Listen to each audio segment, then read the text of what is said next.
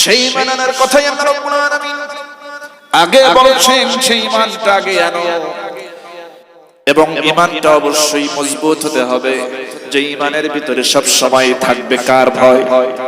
সবাই বলেন কার ভয়? মজবুত ঈমান তাকেই বলে যে ঈমানের ভিতরে আল্লাহ রাব্বুল আলামিনের ভয় ছাড়া পৃথিবীর আর অন্য কোনো ভয় থাকে না। সুবহানাল্লাহ। যদি তোমাদের হিংসার আগুনে জ্বলে পুড়ে হই ছাই, যদি তোমাদের আক্রোশ ঝরে চুরমার হয়ে যায়, যদি তোমাদের পথের কাটা মনে করো আমাদের, ষড়যন্ত্রের জাল বনে নাও প্রস্তুতি যুদ্ধের, যদি আমাদের ফাঁদে আটকাতে খোঁজো নানান উপায়, যদি আমাদের ফাঁদে আটকাতে খোঁজো নানান উপায়, সোজা পথে হেরে বাঁকা পথে নাও চাতুরীর আশ্রয়, যদি পৃথিবীর প্রতিটি কণাই করে তোলো কারাগার, যদি আমাদের সব রসদের বন্ধ করো দ্বার, যদি পৃথিবীর প্রতিটি কণাই করে তোলো কারাগার, যদি আমাদের সব রসদের বন্ধ করো দ্বার, যদি বুলেটের আঘাতে বসতি কেঁপে ওঠে থর থর, তবু স্লোগানে একটাই ধ্বনি তুলবো বারবার, নারায়ে তাকবীর আল্লাহু আকবার, নারায়ে তাকবীর আল্লাহু আকবার, নারায়ে তাকবীর আল্লাহু আকবার, নারায়ে তাকবীর।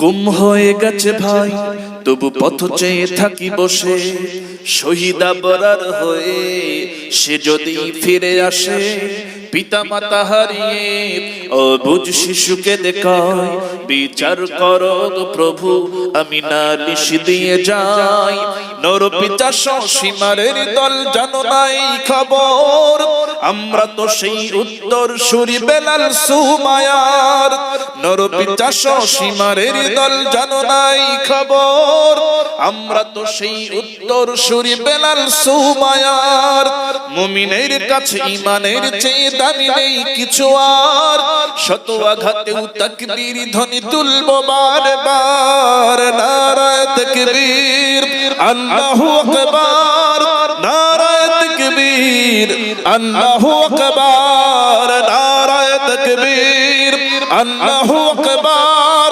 নারায়ে তাকবীর।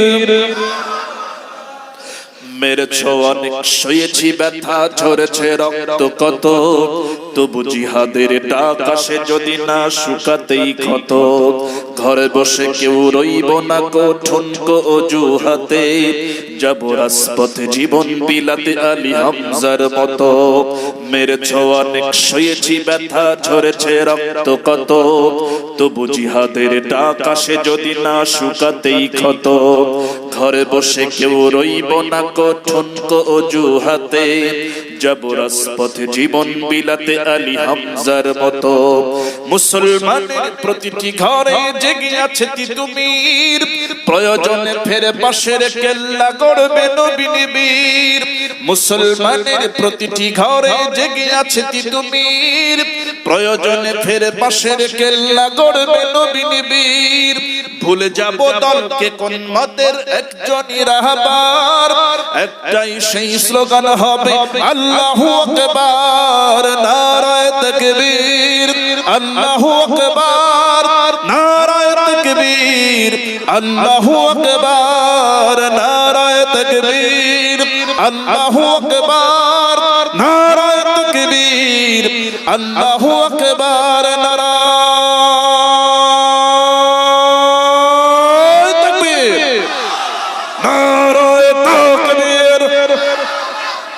আল কোরআনের আলো,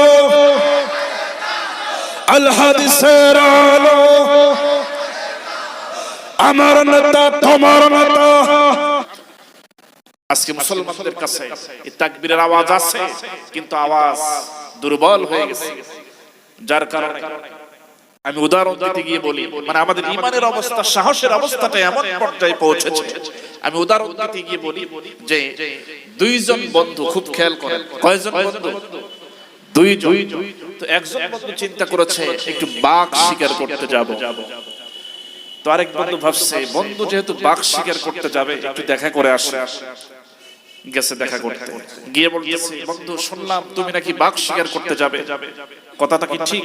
কয় হ্যাঁ বন্ধু তুমি ঠিকই শুনেছো, আমি বাঘ শিকার করতে যাব, মানে আমি অনেকক্ষণ হলো রেডি হয়ে আছি, বের হব শিকারে যাব, বাঘ শিকার করতে। তো বন্ধু বলছে আচ্ছা রেডি হয়ে আসো, অনেকক্ষণ হলো বাঘ শিকার করতে যাবে, তা দেরি করো কেন, বের হবে না? বলে বের হবো যে দরজার সামনে একটা কুকুর বসে আছে, এই কুকুরের ভয়ে আমি বের হওয়ার সাহস পাচ্ছি না। কথাটা ভালো করে বুঝো, ও কি শিকার করতে যাবে? বাঘ। আর কার ভয়ে বের হওয়ার সাহস পাচ্ছে না?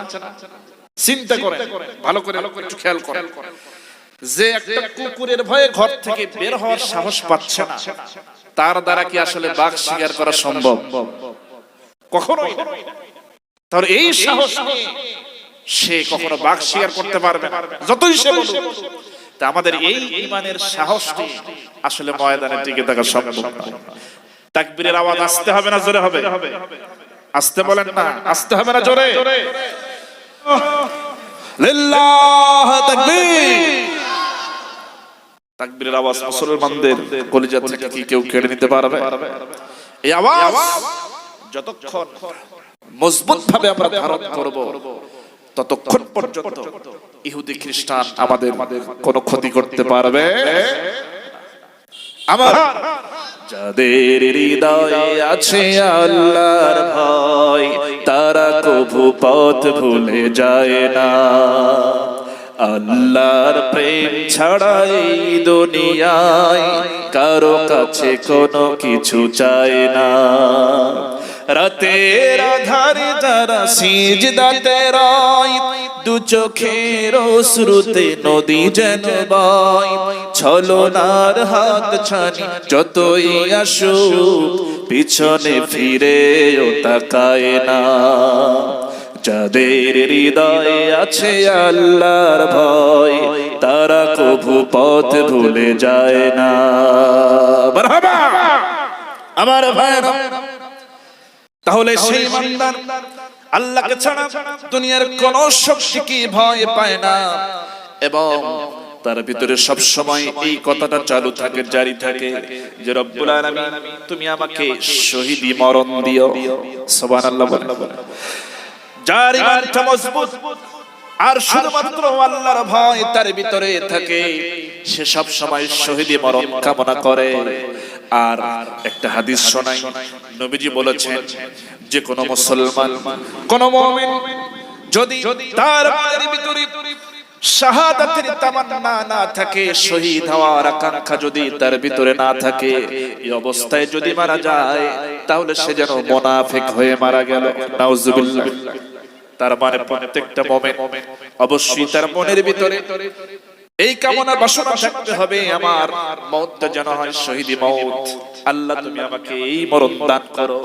যদি আমার আপনার মনের ভিতরে শহীদ হওয়ার ইচ্ছা না থাকে, তাহলে মুনাফিক হয়ে মারা যেতে হবে। আমরা কি কেউ মুনাফিক হয়ে মরতে চাই? চাই না। অতএব শহীদি মরণ চাই। কেন আমরা দুনিয়ার ভিন্ন কোন শক্তিকে কেন ভয় পাবো? আমার বন্ধুগণ একটু খেয়াল করো, কানটা লাগা। এখানে আমরা যারা আছি সবাই চোখ ভালো আছে, হাত ভালো আছে, চোখ কান নাক অঙ্গ প্রত্যঙ্গ সবকিছু ঠিকঠাক আছে নাকি? এখানে অন্ধ কেউ আছেন নাকি? অন্ধ কেউ আছে? অন্ধ নাই। এখন খেয়াল করো, একজন অন্ধ সাহাবীর ঘটনা বলবো, ঈমানটা কেমন মজবুত। সাহাবীর নাম হলো আব্দুল্লাহ ইবনে উম্মে মাকতুম রাদিয়াল্লাহু তাআলা, অন্ধ সাহাবী। তিনি হলেন আম্মা জান আয়েশা সিদ্দিকা রাদিয়াল্লাহু তাআলা আনহার মামাতো ভাই। খুব খেয়াল করে শুনুন, এই আম্মা জান আয়েশা সিদ্দিকা রাদিয়াল্লাহু তাআলা আনহার মামাতো ভাই অন্ধ সাহাবী আব্দুল্লাহ ইবনে উম্মে মাকতুম রাদিয়াল্লাহু তাআলা। যদিও তিনি অন্ধ, কিন্তু তার মন বলে তিনি জিহাদে যাবেন, যুদ্ধের ময়দানে যাবেন, লড়াই করবেন। এজন্য আমার নবীজির কাছে এসে বলছেন, ইয়া রাসূলুল্লাহ, আমাকে অনুমতি দেন, আমি একটু যুদ্ধের ময়দানে যেতে চাই। নবীজি বলেন, সাহাবীরে তুমি তো চোখে দেখতে পাও না, তুমি তো অন্ধ, কেমন করে তুমি যুদ্ধের ময়দানে যাবে? কেমন করে লড়াই করবে? কেমন করে তরবারি ধারণ করবে? কেমন করে কাফের বেঈমানদের আঘাত তুমি ফিরিয়ে দেবে? ওরে আব্দুল্লাহ ইবনে উম্মে মাকতুম, তোমার যুদ্ধে যাওয়া লাগবে না, বাড়িতেই থাকো, তোমার জন্য মাপ আছে, তোমার যুদ্ধে না গেলেও কোনো অসুবিধা নাই, তুমি বাড়িতে থাকো। এবার সাহাবী বলেন, ইয়া রাসূলুল্লাহ, আমার তো মনের ইচ্ছা আকাঙ্ক্ষা হলো আমি যুদ্ধের ময়দানে গিয়ে লড়াই করতে চাই, জিহাদ করতে চাই। আপনার অনেক সাহাবীরা তো যায়, অনেক সাহাবী জিহাদের ময়দানে লড়াই করে, অনেকে শাহাদাত বরণ করে। আমার ওই ইচ্ছা, আমি একটু যুদ্ধের ময়দানে গিয়ে লড়াই করব, শহীদ হতে চাই। নবীজি বলেন, ও সাহাবী, এমন করে বলো না, আমি রাসূল জেনে শুনে তোমাকে কাফির বেঈমানদের সামনে ছেড়ে দিতে পারি না, তুমি থাকো, তোমার যাওয়া লাগবে না।